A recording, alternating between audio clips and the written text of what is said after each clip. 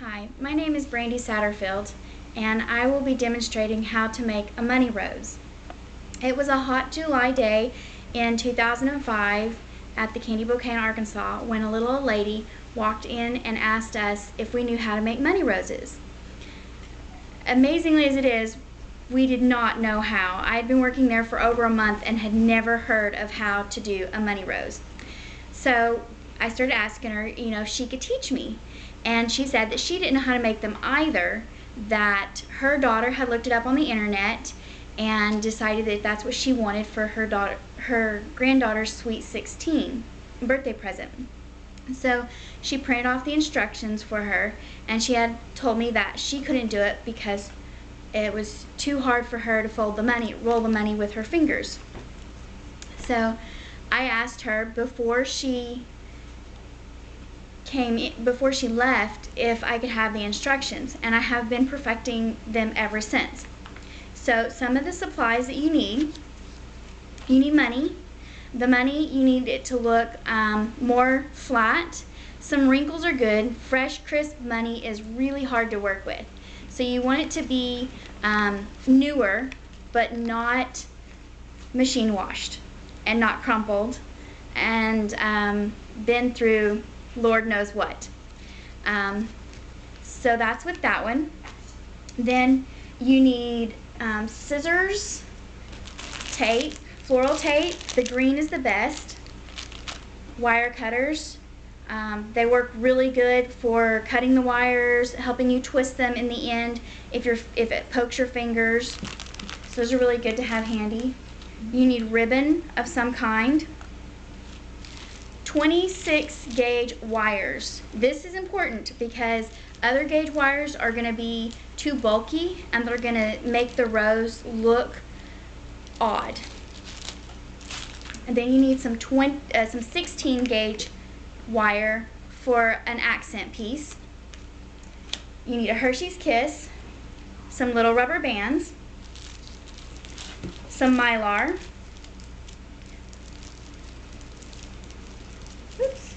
you'll want to cut your Mylar into a 3x3 square. And then your ribbon, you'll need a lighter for so that you can warm the edge of the ribbon and seal it so it doesn't unravel. Okay, when it comes to the money rose, when you start working with the money, I've already rolled these edges to save time, and I've already prepared the other petals.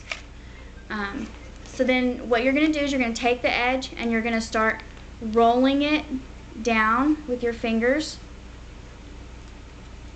like so until you get it going really good, and then you can tighten it. And then so then you tighten it, and then once you get that done, you're going to flip it over and you're going to start accordion folding it in the center like this. And like I said before, it's very important that you take this 26 gauge wire and use it as opposed to other wires. You'll want to make sure that they're even. And you're going to twist once and twist twice. And that's all you need to twist. You'll fluff your petals and you'll fold your legs out, your wire legs. When you go to assemble it, you're going to grab your other petals. You already have those pre-made. So then you're going to stack them in, and you're going to pull your leg out and pull your leg out, and then put it with your other leg. You'll do this with all of them.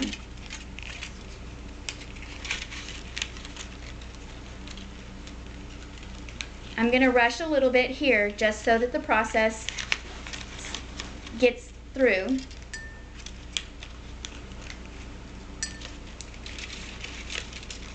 I wouldn't use or recommend using more than 5 petals because the rose gets so big, it's hard to manage. So once you have it at this point, you're going to take all of your legs and you're going to pull them down and you're going to twist them together. Just like so.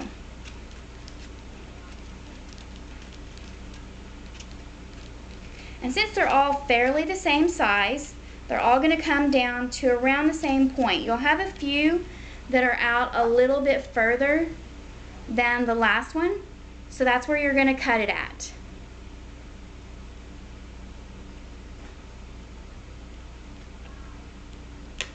Okay, so now that it's cut, then you're going to take and get your kiss and your piece of Mylar. You're going to put it in here. You're going to pull your corners up just like so, and you're going to take your rubber band. You're going to rubber band your kiss.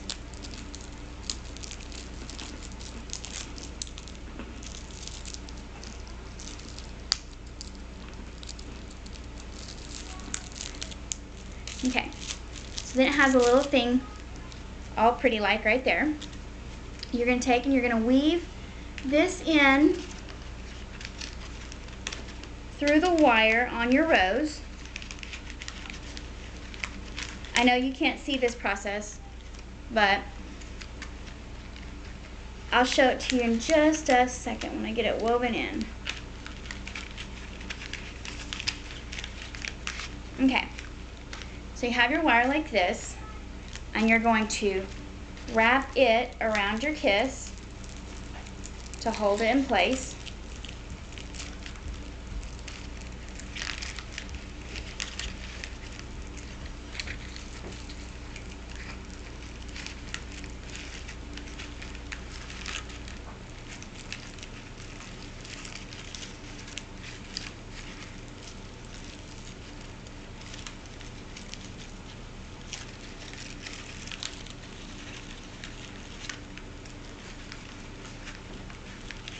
And then you'll just keep wrapping it. And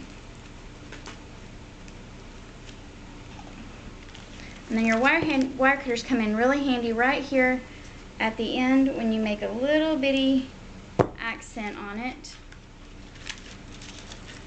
And straighten out your money, of course, because it gets bent.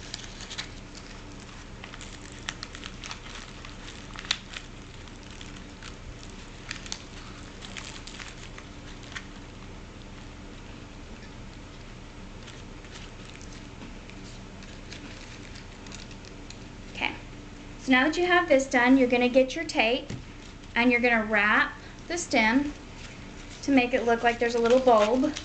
Oops, that does happen. I've done that a bunch of times when you're wrapping these. Actually, a million times. I've made countless roses now. Me and my mom ran a business, and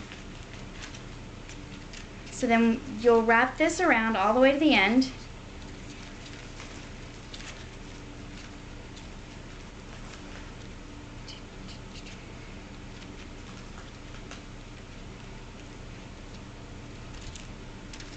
And when you're done, you're going to take your bouquet and you're going to slide the wires down in the bouquet, however you can get them. And when you pick out your bouquet that you're going to put it in, you just pick any bouquet. It doesn't have to be a real fancy one like this. It can be any one that you find that they have them at the dollar store really cheap. You're going to cut the wires one last time.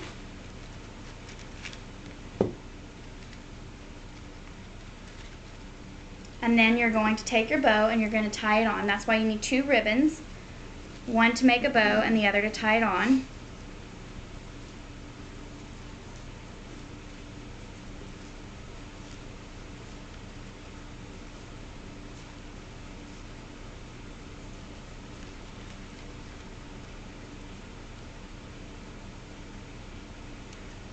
And real simply, this is how you make a money rose bouquet. The reasons why you would make one is for birthdays, anniversaries, special occasions, weddings, any of the above. And we did them for fundraisers and school events and functions with our business. So they're really fun to make. Everybody loves them, and honestly, who doesn't love getting money and chocolate? Especially when you can do it in any denomination you want. Thank you, and I hope everybody enjoys making money roses.